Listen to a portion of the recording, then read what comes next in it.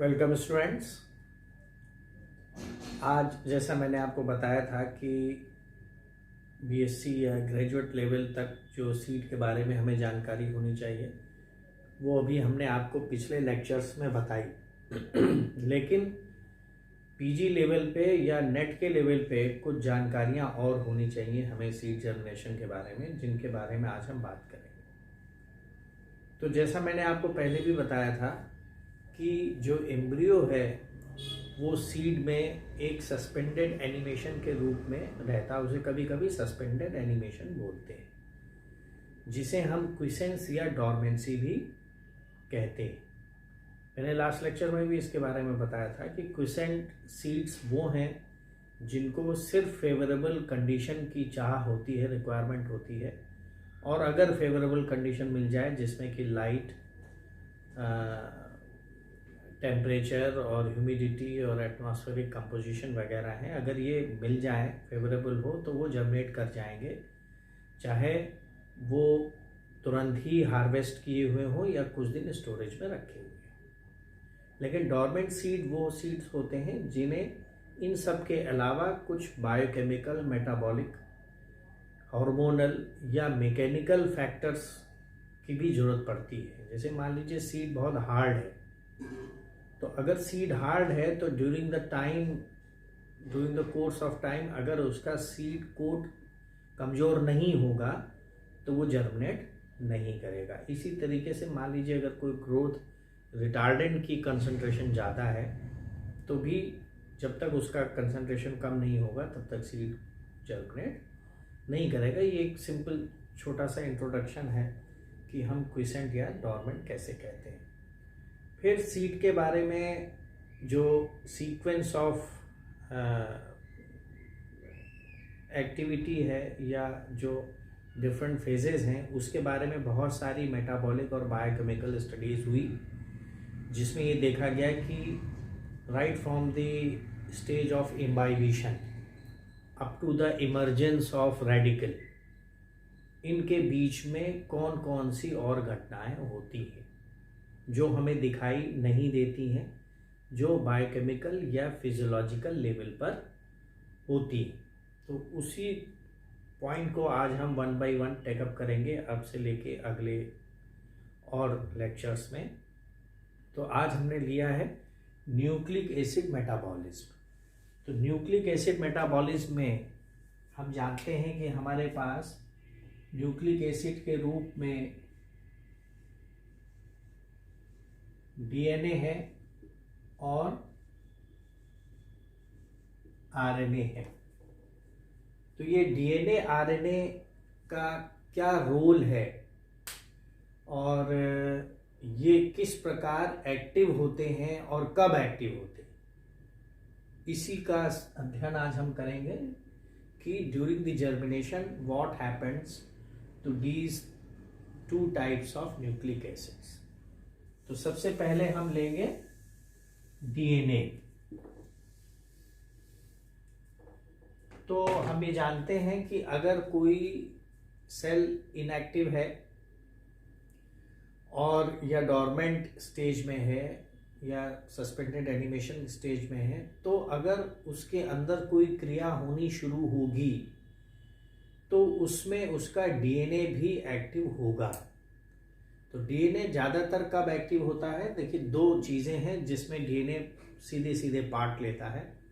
एक तो वो क्यों मैसेंजर आरएनए बनाना चाह रहा है, यानी ट्रांसक्रिप्शन। दूसरा वो कि वो अपना सिंथेसिस करना चाह रहा है, यानी सेल डिवाइड होना चाह रही है। तो हम अगर यही मान लीजिए डीएनए की स्टडी हम कर रहे हैं तो auto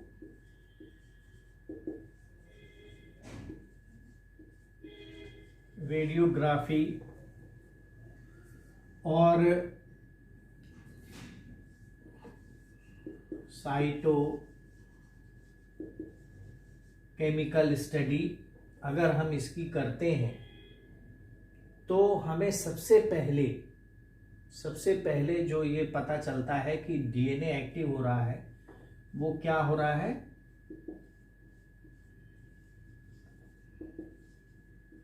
dispersion of chromatin. Dispersion of chromatin होता है जिससे कि उसमें उसकी एक्टिविटी हम देखें कि हाँ डीएनए एक्टिवेट हो रहा है, तो डिस्पर्शन ऑफ क्रोमेटिन होगा जिससे कि उस या वैक्यूलेशन ऑफ न्यूक्लियोलस। तो ये जो दो एक्टिविटी है इसमें क्या होगा, सेपरेशन ऑफ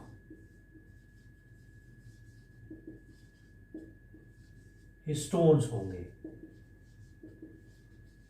क्योंकि हम ये जानते हैं कि जब डीएनए कंडेंस्ड अवस्था में रहता है तो उसको कंडेंस्ड अवस्था में बनाए रखने के लिए हिस्टोन की आवश्यकता पड़ती है। आपने न्यूक्लियस सोलेनॉइड मॉडल और न्यूक्लियोसोम के बारे में पढ़ा होगा। तो जब हम ऑटोरेडियोग्राफी और साइटोकेमिकल स्टडी करते हैं और हमें डिस्पर्शन ऑफ क्रोमेटिन दिखाई देता है या वैक्यूलेशन ऑफ न्यूक्लियोलस दिखाई देता है, which is because of separation of histones होता है, तो हम ये मान लेते हैं कि डीएनए की एक्टिविटी अब स्टार्ट हो गई है। डीएनए की एक्टिविटी अब स्टार्ट हो गई है। तो हम ये देखते हैं कि सेपरेशन ऑफ हिस्टोन है। इसी के साथ अगर मान लीजिए कंसंट्रेशन ऑफ आरएनए पॉलीमरेज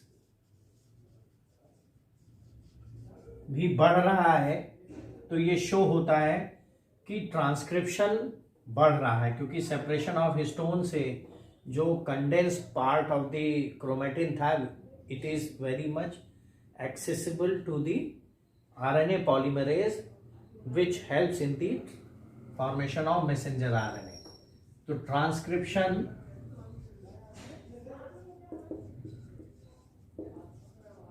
भी बढ़ता है।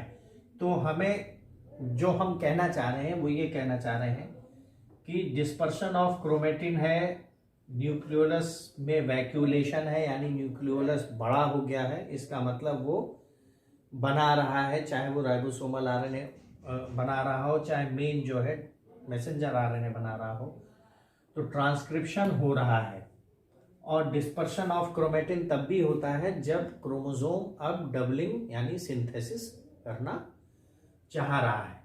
तो ये सारी चीजें जो है इम्बाइबिशन के बाद होती हैं, क्योंकि जैसे डिस्पर्शन ऑफ क्रोमेटिन है तो डबलिंग अगर होगी यानी सिंथेसिस होगी, रेप्लिकेशन होगा, तो उससे पहले ही डिस्पर्शन शुरू हो जाएगा। तो ये कुछ पॉइंट्स हैं, मतलब इंडिकेटर्स हैं जो ये शो करते हैं कि डीएनए की एक्टिविटी बढ़ रही है कि नहीं। लेकिन फिर भी मान लीजिए हमने जर्मिनेटिंग सीड्स के सेल्स को बाहर निकाल करके और उसकी चेक करी और हमें एक्टिविटी दिखाई दे गई, तो भी जो लैग फेज है यानी इम्बाइबिशन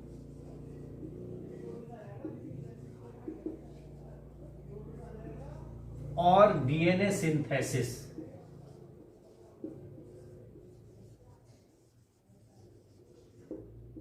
के बीच में एक लैग होता है, यानी टाइम लैग है।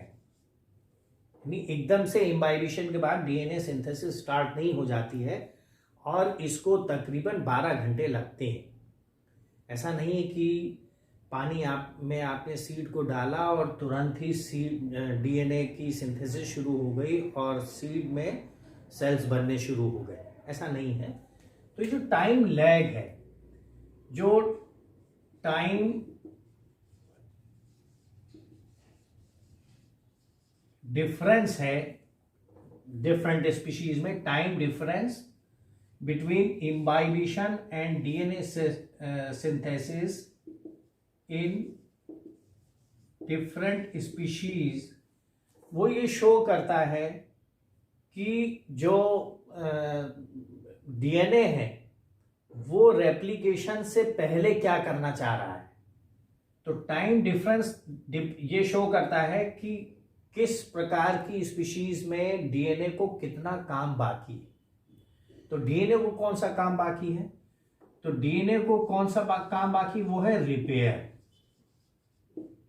क्योंकि रिपेयर में क्या होता है कि डीएनए डैमेज होने लगता है due to storage time,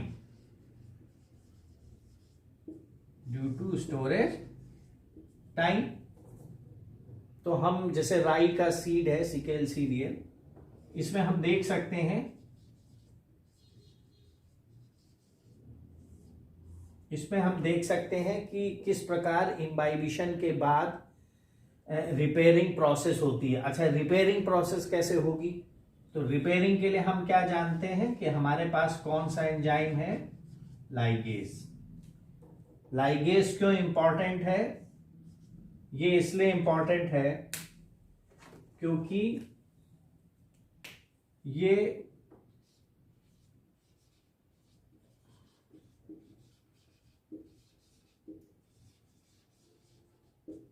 phosphodiester bond बनाता है। तो ये जब लाइगेज है जो फॉस्फोडाइएस्टर बॉन्ड बनाता है, इसका होता है ये डीएनए को रिपेयर करता है। तो इस पर भी एक पॉइंट ये निकल के आता है कि जो वायबिलिटी है,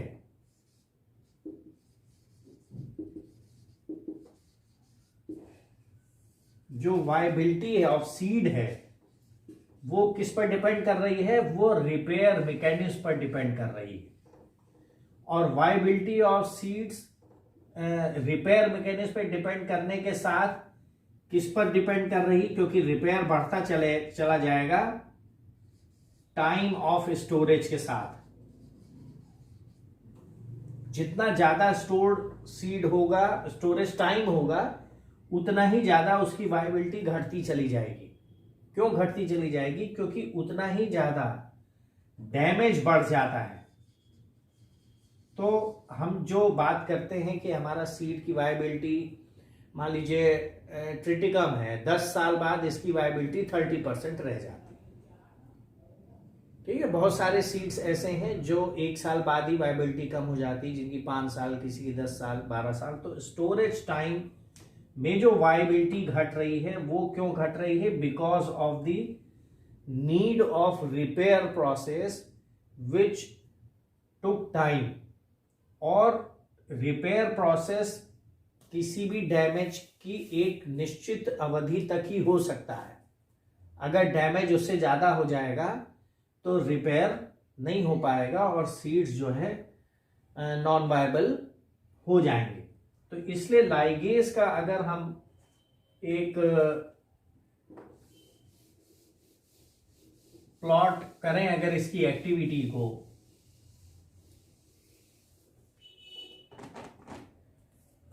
मान लीजिए ये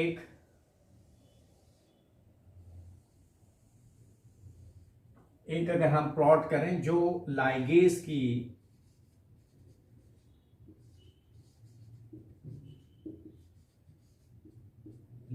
की एक्टिविटी दिखा रहा हो और जो टाइम दिखा रहा हो इम्बाइबिशन का। तो इम्बाइबिशन में यानी 0 से इधर हम आवर्स में चलेंगे और इधर जो है उसकी एक्टिविटी लाइगेज की अगर हम प्लॉट करें तो हम ये देखते हैं कि जो बहुत ही ज्यादा वायबल सीड है, जो बहुत ही ज्यादा वायबल सीड है, वो उसकी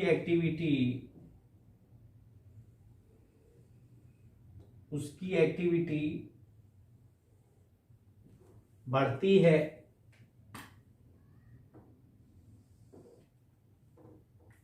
यानी ये इम्बाइबेशन के टाइम के हिसाब से लाइगेज एक्टिविटी बढ़ रही है, फिर उसके बाद कुछ देर बाद घट जाती है। तो 98% वायबिलिटी जिस सीड्स में है वो इस प्रकार का प्लॉट शो करते हैं। और जिसमें मान लीजिए एक्टिविटी, लाइगेज एक्टिविटी इस प्रकार से घट गई और घट गई और इम्बाइबिशन के साथ घटती चली गई, बल्कि इसको थोड़ा सा और ऊपर बना सकते हैं।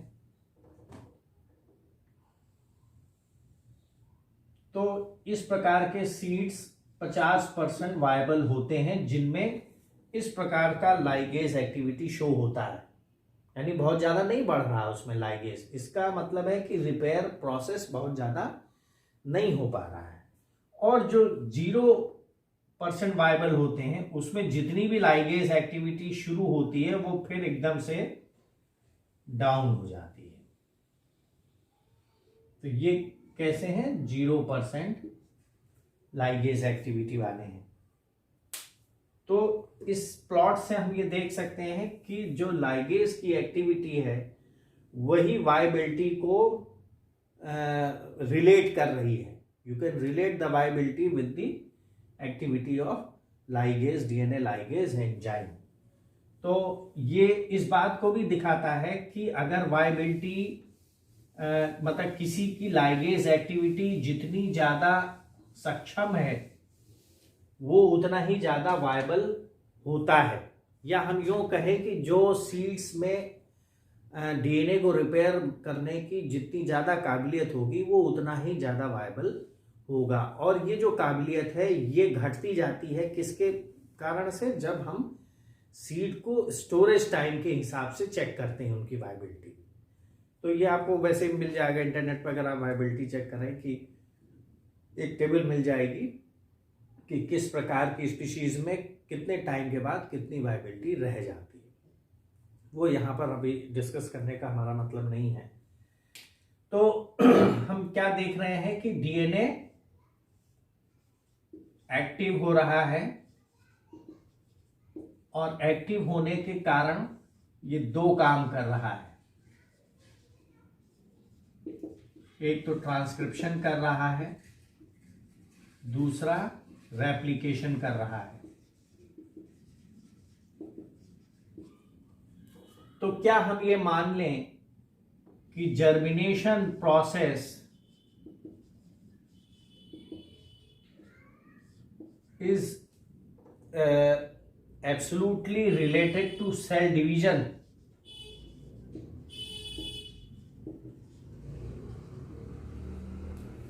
यानी हम इसकी एक्टिविटी को देख करके क्या हम ये माने कि जर्मिनेशन प्रोसेस में हमेशा सेल डिवीजन होगा ही? क्यों? क्योंकि डीएनए एक्टिव हो रहा है। तो इसके लिए कि क्या सेल डिवीजन ही होगा, नहीं तो जर्मिनेशन नहीं होगा, तो इसके लिए क्या किया गया कि ट्रिटिकम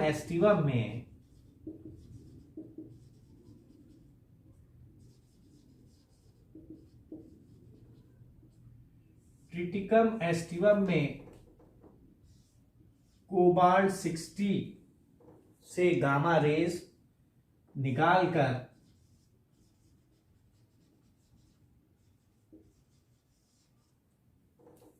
इसके सीड्स को रेडिएट किया गया। तो इरेडिएशन से क्या हुआ कि ये क्या करता है, ये बैकबोन को, डीएनए बैकबोन को तोड़ देता है। तो इससे क्या होता है कि डीएनए बिल्कुल डैमेज हो जाता है कंप्लीटली, क्योंकि जैसे ही हम गामा रेज से इरेडिएशन करेंगे तो डीएनए डैमेज हो जाएगा। और डैमेज हो जाने के कारण क्या होगा, इससे रिजल्ट ये आएगा कि सेल डिवीजन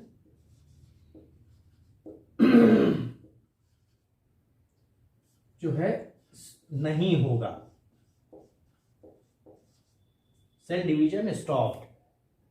तो अब चूंकि सेल डिवीजन स्टॉप्ड हो गया है तो हम ऐसे सीड्स में जिसमें हमने कोबाल्ट का ट्रीटमेंट दिया हुआ है, जब उस इम्बाइबिशन के दौरान उसे देखते हैं तो वो स्टिल जर्मिनेट करता है, स्टिल इट जर्मिनेट्स।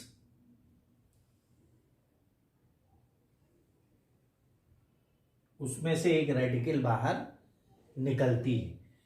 तो क्या होता है कि सेल डिवीजन तो नहीं हो रहा है लेकिन ट्रांसलेशन हो रहा है। ट्रांसलेशन हो रहा है और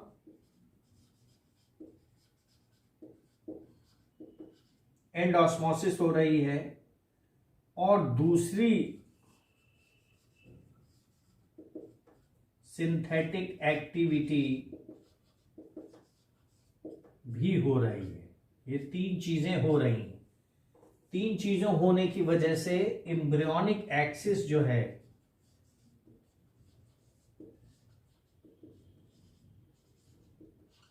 एम्ब्रियोनिक एक्सिस जो है एक्सटेंड हो रही है या इनलार्ज हो रही है, बड़ी हो रही है। यहां क्या हो रहा है? सेल इनलार्जमेंट हो रहा है।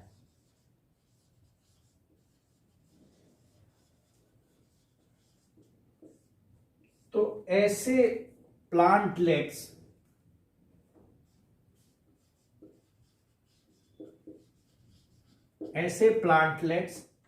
को गामा प्लांटलेट्स बोलते हैं, जहां पर कि जो एक्सटेंशन ग्रोथ है एम्ब्रियो की, वो सिर्फ सेल इनलार्जमेंट की वजह से है, और बाकी उसका जो मेटाबॉलिक स्टेटस है उसमें नई प्रोटीन भी बन रही है, उसमें जो है पानी अंदर आ रहा है सिंथेसिस की वजह से, ऑस्मोटिक पोटेंशियल चेंज होने की वजह से, और उसमें दूसरे जो एलाइड और फूड के रिक्वायरमेंट है उनकी भी सिंथेसिस हो रही।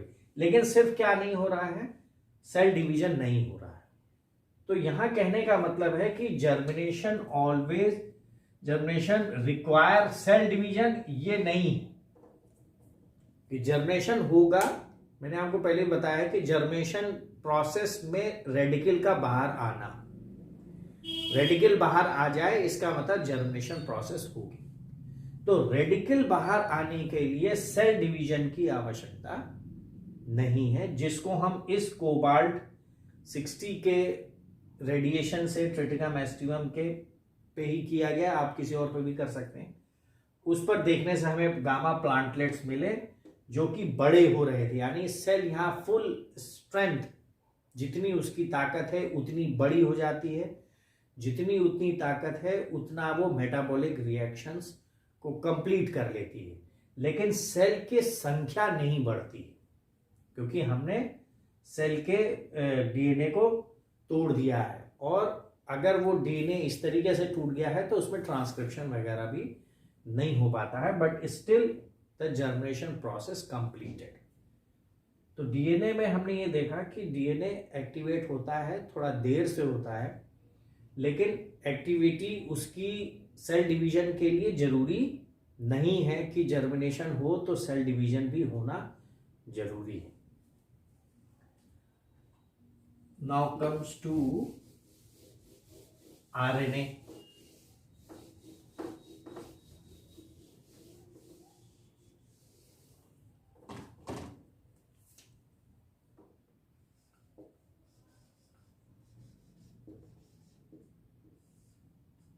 आरएनए, तो आरएनए में अब हम देखना चाहेंगे कि आरएनए है तो आरएनए का बेसिकली क्या काम है, जो हम आरएनए के साथ जोड़ सकते हैं, प्लस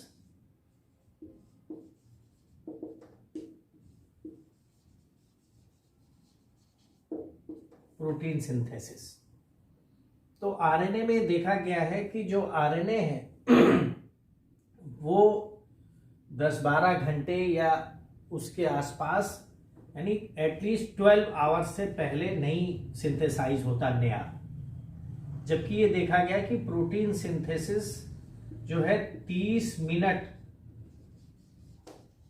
आफ्टर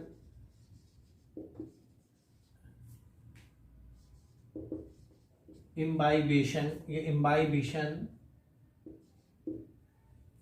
के बाद 30 मिनट में ही इसका जो है ये पता लग जाता है, जब हम ऑटो रेडियोग्राफी करें लेबल्ड प्रिकर्सर की, जब हम मान लीजिए आरएनए का कोई लेबल्ड प्रिकर्सर हमने डाला और उसकी ऑटो रेडियोग्राफी कर रहे हैं, तो हमें 12 घंटे तक कोई भी नया आरएनए मॉलिक्यूल नहीं मिलेगा जिसमें कि वो प्रिकर्सर इनकॉर्पोरेट हो रहे। लेकिन प्रोटीन सिंथेसिस के बारे में हमें प्रोटीन के जो निशान हैं, यानी इनके जो इंडिकेटर्स हैं, वो हमें मिल जाते हैं, जिससे कि हमें 30 मिनट में के बाद ही प्रोटीन बनने लगती है। तो अब प्रोटीन, आप जानते हैं कि प्रोटीन सिंथेसिस किस में बनती है?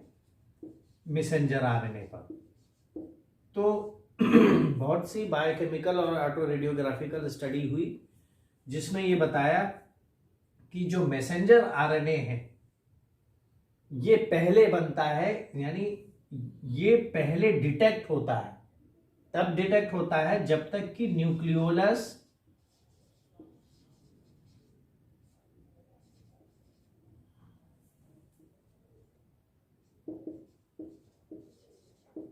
इनएक्टिव रहता है, यानी न्यूक्लियोलस में कोई एक्टिविटी नहीं है, बट कोई एक्टिविटी ना होने के बाद भी हमें मैसेंजर आरएनए वहां मिल रहा है। इसका मतलब है कि ट्रांसक्रिप्शन पहले होता है और राइबोसोमल आरएनए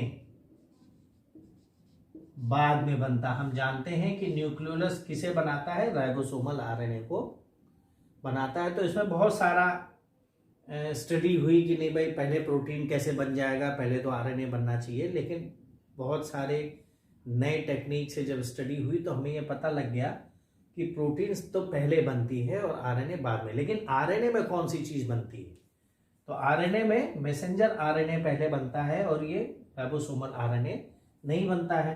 तो इसे हम पता कैसे करेंगे, जब हम किसी इम्बाइब्ड सीड को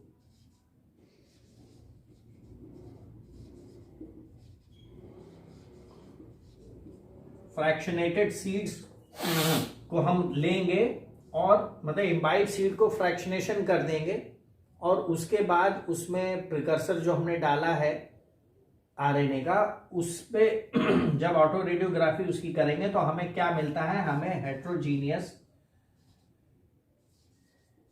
न्यूक्लियर आरएनए मिलता है जो कि एक मैसेंजर आरएनए का ही रूप है। फिर हमें किसके मिलते हैं, हमें ट्रांसफर आरएनए के मॉलिक्यूल्स मिलते हैं। फिर हमें एक 5S आरएनए भी मिलता है, लेकिन इसमें कहीं भी राइबोसोमल आरएनए नहीं मिलता है। यानी इम्बाइब सीड को फ्रैक्शनेशन करके, यानी उसमें इनका हमने प्रिकर्सर डाला और प्रिकर्सर डालने के बाद फ्रैक्शनेशन किया उसका, और फ्रैक्शनेशन करके ऑटो रेडियोग्राफी जब उसकी करी तो हमें हेट्रोजीनियस HN आरएनए यानी हेट्रोजीनियस न्यूक्लियर आरएनए मिला, ट्रांसफर आरएनए मिला, 5S आरएनए मिला, लेकिन राइबोसोमल आरएनए नहीं मिला। लेकिन फिर भी जब हमने इसे गॉसिपियम में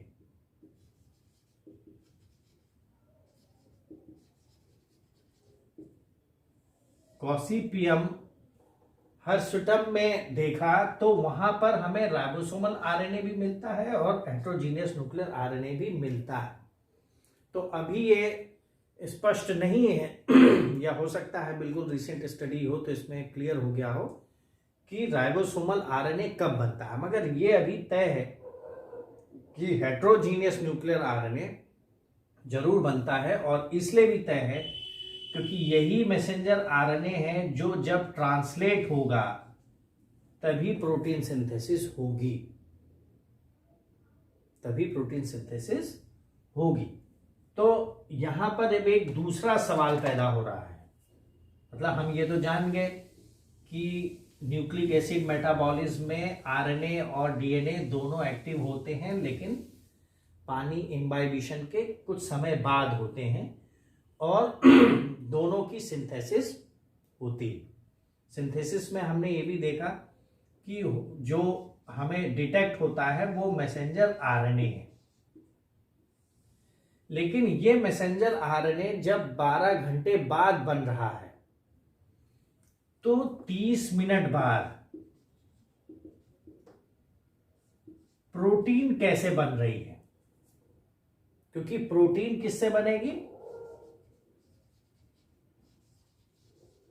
ट्रांसलेशन के बगैर नहीं बन सकती।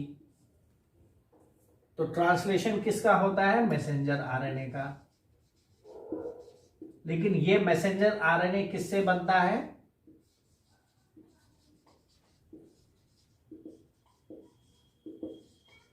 ट्रांसक्रिप्शन से बनता है।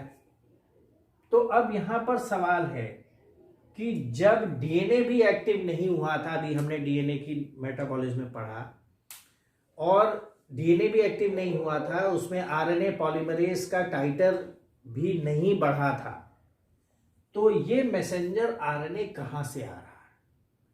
तो एक नया कॉन्सेप्ट पे स्टडी स्टार्ट हुई जिससे कहा गया लॉन्ग लिव्ड मैसेंजर आरएनए। यानी ये हाइपोथेसाइज किया गया कि हो सकता है हमारे सीड्स में जो एम्ब्रियो है उसमें पहले से बने हुए मैसेंजर आरएनए स्टोर्ड हो जो कि लॉन्ग लिव्ड हो। पहले से बने हुए मैसेंजर आरएनए मतलब वो मैसेंजर आरएनए जो सीड मैच्योरेशन के दौरान ही बन गए होंगे और सीड स्टोरेज के दौरान वो इनएक्टिव अवस्था में रहे होंगे, और जैसे ही इम्बाइबिशन हुआ हो ये वही मैसेंजर आरएनए अवेलेबल हो गए, और अवेलेबल होने के साथ ही उन्होंने तुरंत ट्रांसलेशन की प्रक्रिया चालू कर दी। यानी बगैर डीएनए के एक्टिव हुए, बगैर नए मैसेंजर आरएनए बने, ये जो मैसेंजर आरएनए है लॉन्ग लिव्ड है, ये ट्रांसलेशन के द्वारा प्रोटीन बनाने लगा, तभी 30 मिनट में ही प्रोटीन बन गया है। तो अब हम यहाँ ये देखेंगे कि लॉन्ग लिव्ड मैसेंजर आरएनए को हम कैसे पता लगा सकते हैं। तो पहला पॉइंट है उसका कि अगर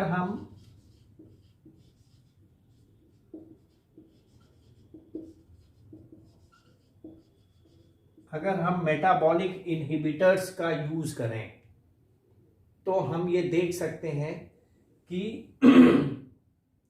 लॉन्ग लिव्ड आरएनए है कि नहीं है। दूसरा हम क्या कर सकते हैं,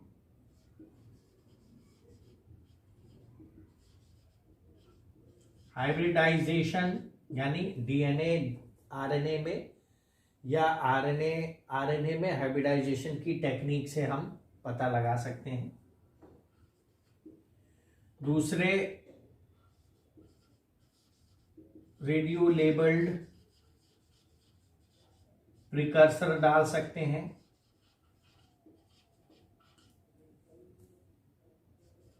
तीसरे फॉर्मेशन ऑफ पॉलीसोम्स,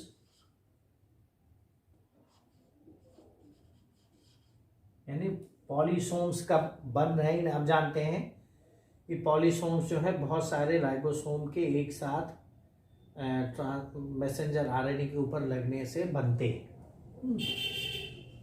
फिर हम क्या कर सकते हैं कि cell free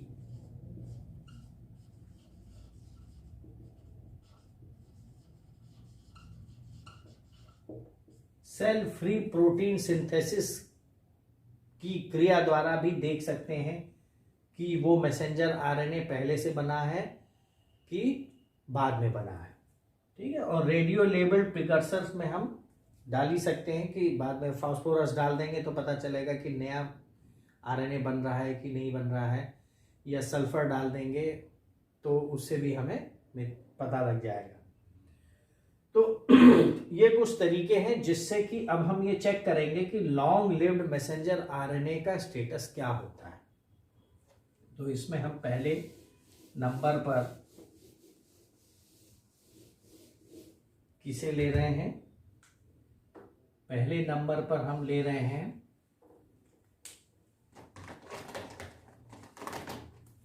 use of metabolic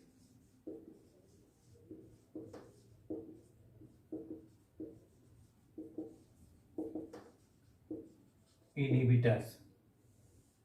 तो ये ऐसे कोई बहुत बड़ी बात नहीं है, हम जानते हैं कि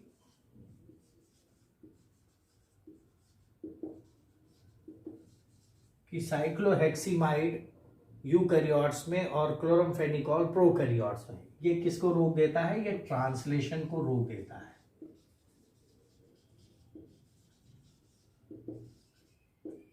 ट्रांसलेशन को रोक देता है, ये इनहिबिटर है। इसी प्रकार एक्टिनोमाइसिन डी ये क्या करता है, ये ट्रांसक्रिप्शन को रोक देता है।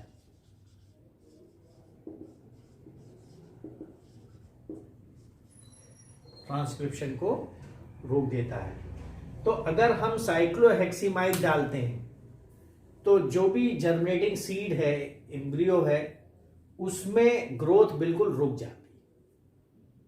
तो ये इस बात को प्रूव करता है कि साइक्लोहेक्सीमाइड डालने से ट्रांसलेशन रुक रहा है, यानी प्रोटीन सिंथेसिस बंद हो जा रही है। और जब हम वहीं पर एक्टिनोमाइसिन डी डालते हैं तो ट्रांसक्रिप्शन तो रुक गया, लेकिन ट्रांसलेशन चलता रहता है। तो एक्टिनोमाइसिन डी का कोई इफेक्ट नहीं पड़ता, नो इफेक्ट ऑन जर्मिनेशन। तो साइक्लोहेक्सीमाइड ने जर्मिनेशन को रोक दिया और एक्टिनोमाइसिन ने जर्मिनेशन को नहीं रोका। इसका मतलब है कि जो हमारे पास, यानी जो एम्ब्रियो में जो मैसेंजर आरएनए था वो ऑल प्री फॉर्म था, यानी ऑलरेडी फॉर्म्ड, पहले से बना हुआ था। उसे बनाने के लिए नए ट्रांसक्रिप्शन की कोई जरूरत नहीं थी। तो एक पॉइंट मेटाबॉलिक इनहिबिटर से ये प्रूफ होता है कि उसको बनाने के लिए किसी प्रकार के किसी नए मैसेंजर आरएनए की जरूरत नहीं है प्रोटीन को बनाने के लिए, और वो अपना काम बखूबी निभा रहा है।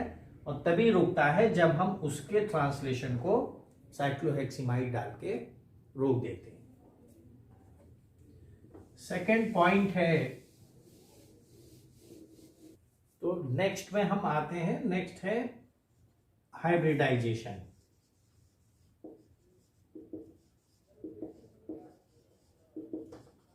हम जानते हैं कि हाइब्रिडाइजेशन में कॉम्प्लीमेंट्री पेयरिंग हो जाती है। अगर एक दूसरे के कॉम्प्लीमेंट्री हो सीक्वेंसेस तो पेयरिंग हो जाती है, चाहे वो डीएनए की हो, चाहे डीएनए आरएनए की हो। तो यहां हमें कुछ नहीं करना, हमें सिर्फ ये देखना है कि मान लीजिए हमारे पास एक लेबल्ड आरएनए है। किससे, कहां से हमने लिया है? From imbibed seeds. और इस लेबल्ड आरएनए को हमने हाइब्रिडाइज किया किससे? From RNA of dry seeds. तो अगर इसमें हाइब्रिडाइजेशन हो जाता है तो हमें यह पता लग जाएगा कि ये जो आरएनए है ड्राई सीड का और ये जो आरएनए लेबल्ड है इम्बाइब्ड सीड का, ये दोनों एक ही हैं। तो चूंकि दोनों सेम हैं, सेम कंटेंट है, तो this shows that the messenger RNA are preformed and present in the embryo, germinating embryo right from the beginning of germination or right from the formation of seeds. तो ये show कर रहा है कि अगर हमने किसी आरएनए के फैमिली को लेबल कर रखा है इम्बाइब्ड सीड में से, उसके साथ अगर हम ड्राई सीड्स के आरएनए को मिला दें तो ये दोनों चूंकि कॉम्प्लीमेंट एकदम एक ही जैसे हैं, तो ये आपस में हाइब्रिडाइजेशन करके एक डबल स्टैंडर्ड स्ट्रक्चर बना लेते हैं। तो नेक्स्ट में है, तो this also prove that the messenger RNA is a preformed messenger RNA and it is off from the long lived messenger RNA family.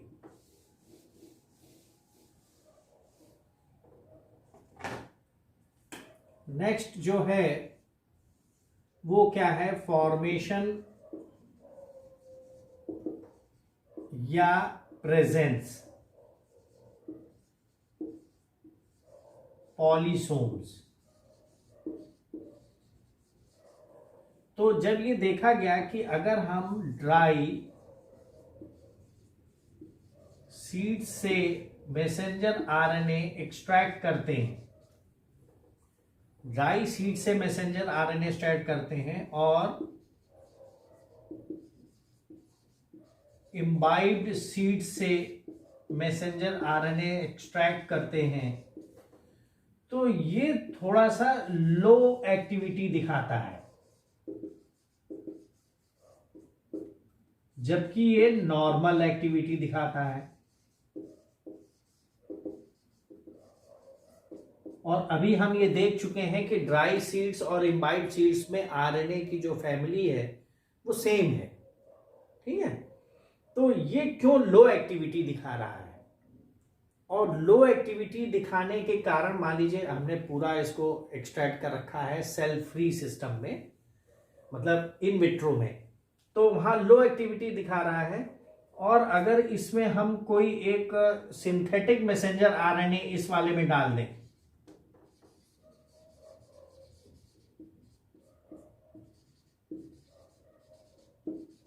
Synthetic messenger RNA जैसे पॉली यूरिडिलिक एसिड का, मान लीजिए बहुत सारे उसमें यू हो, तो वो अगर हम डाल देते हैं तो सिंथेटिक मैसेंजर आरएनए अगर हम ड्राई सीड्स के मैसेंजर आरएनए वाले सिस्टम में जो हमने मतलब आप ये मानिए कि ड्राई सीड्स का मैसेंजर आरएनए निकाला, लेकिन इसके एक्सट्रैक्ट में प्रोटीन सिंथेसिस वाले भी सारी चीजें हैं, केवल मैसेंजर आरएनए नहीं है, प्लस मशीन भी है, machinery for protein synthesis.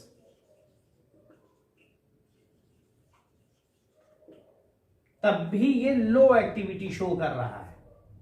Imbibe seeds का जो हमने मैसेंजर आरएनए प्लस राइबोसोम, अब इसे मान लीजिए मशीन क्या है, राइबोसोम है, तो राइबोसोमल प्रिपरेशन को हमने जब देखा तो वो नॉर्मल एक्टिविटी सेल के बाहर शो कर रहा है, यानी इन विट्रो कंडीशन में ये इन विट्रो कंडीशन में लो एक्टिविटी शो कर रहा है ड्राई का, और इम्बाइब का नॉर्मल एक्टिविटी शो कर रहा है। लेकिन हम जब ड्राई वाले मशीनरी में synthetic messenger RNA poly uridylic acid का जो मैसेंजर आरएनए हमने बना रखा वो डाल देते हैं, तो ये फिर से एक्टिव हो जाता है। तो एक्टिव हो गया तो हमें क्या पता लगा? हमें पता लगा कि हो सकता है कि ये जो ड्राई सीड में लो एक्टिविटी है, it is due to inactive messenger RNA, यानी ड्राई सीड्स में जो मैसेंजर आरएनए है वो उतना एक्टिव नहीं है जितना कि इम्बाइब सीड्स में है। ऐसा हमको तब पता लगता है जब हम एक आर्टिफिशियल मैसेंजर आरएनए यानी सिंथेटिक मैसेंजर आरएनए जो हमने खुद बनाया है उसको हम उस मशीनरी में डाल देते हैं। लेकिन ये प्राइमरी खोज थी। बाद में ये देखा गया कि ये जो एक्टिव और इनएक्टिवनेस की स्टडी हो रही है उसमें जब ध्यान दिया गया तो ये देखा गया कि पॉलीसोम्स का रोल है। पॉलीसोम्स का क्या है मतलब, जैसे ऐसे है तो इस प्रकार से राइबोसोम्स लग जाते हैं मैसेंजर आरएनए के ऊपर, तो ये पॉलीसोम्स है। तो ये देखा गया कि पॉलीसोम्स की कमी है, यानी ड्राई सीड्स में और इम्बाइब सीड्स में जो डिफरेंस आ रहा है एक्टिविटी का वो पॉलीसोम्स की वजह से है, ना कि डिफेक्टिव मैसेंजर आरएनए की वजह से। तो you can say that the difference between the activity is because of the absence of polysomes in the dried seeds and occurrence of polysomes in the imbibed seeds. तो इसके लिए cell free इसी में हम अगर इसी बात को पॉलीसोम का जो बात है उसी को अगर हम नेक्स्ट एक्सपेरिमेंट में ले जाएं सेल फ्री सिस्टम।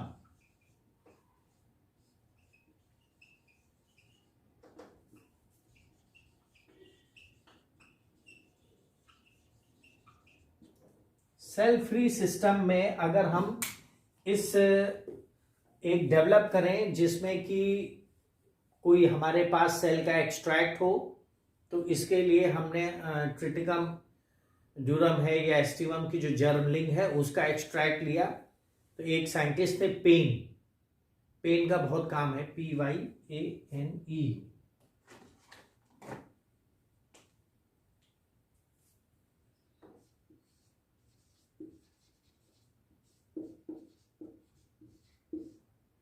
पेन का बहुत काम है इस पर। तो पेन ने एक डेवलप किया सेल फ्री सिस्टम जिसमें उन्होंने सेल ड्राइड एम्ब्रियो से आरएनए की फैमिली को एक्सट्रैक्ट किया और राइबोसोम को निकाला और उसे किस में डाल दिया, जो ट्रिटिकम एस्टिवम का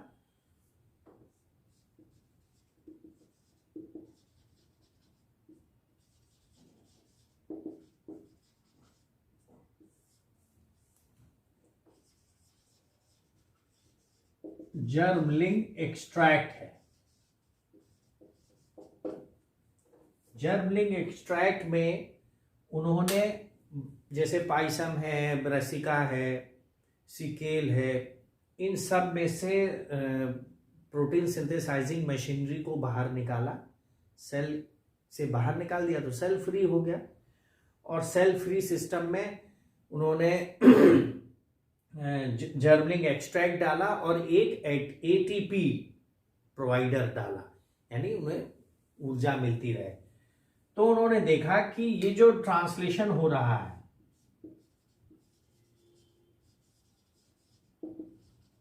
जो ट्रांसलेशन का प्रोडक्ट है, उसकी ऑटो रेडियो लेबल करके, बल्कि रेडियो लेबल ना कहिए, उसको जो है SDS पेज पर sodium dodecyl sulphate SDS page पर जो इस प्रोडक्ट की ऑटो रेडियोग्राफी करी, तो जब ऑटो रेडियोग्राफी करी तो ये जो प्रोडक्ट था ये स्कैटर्ड आया जेल में, SDS पेज जेल में स्कैटर्ड आया। तो उन्होंने कहा कि अगर ये स्कैटरिंग आ रही है तो क्यों ना हम ड्राइड सीड्स और इम्बाइब्ड सीड्स दोनों में से निकाल के करें। तो जब दोनों में से निकाला उन्होंने और एक उसको एक ग्राफ पर प्लॉट किया, तो ही फाउंड दैट कि जो मान लीजिए 2 पार्ट में है ये, तो उन्होंने देखा कि ये जो अलग अलग स्कैटरिंग और बहुत सारी हमको प्रोटीन मिल रही है,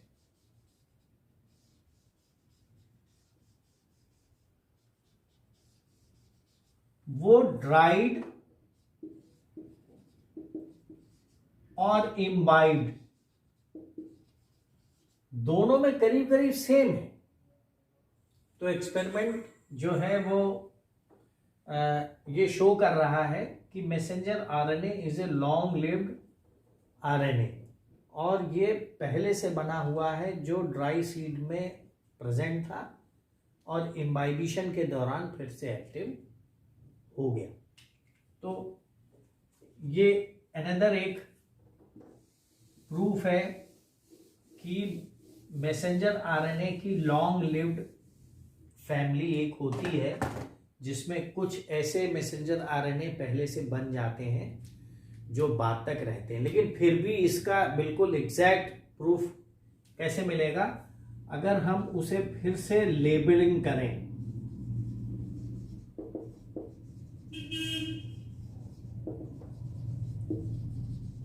by radio actively labelled phosphorus, अगर हम इसे क्या, जैसे पीटीओल में इंजेक्ट करें रेडियो एक्टिवली एक्टिव फास्फोरस को,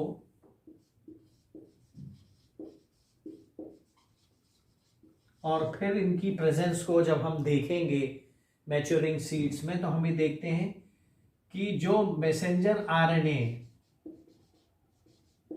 वो मान लीजिए कोई एक सीड है, मान लीजिए मटर का ही सीड है जो 35 दिन में मैच्योर होता है, तो जो अर्ली हाफ है it is formed in first half, वो मैच्योरेशन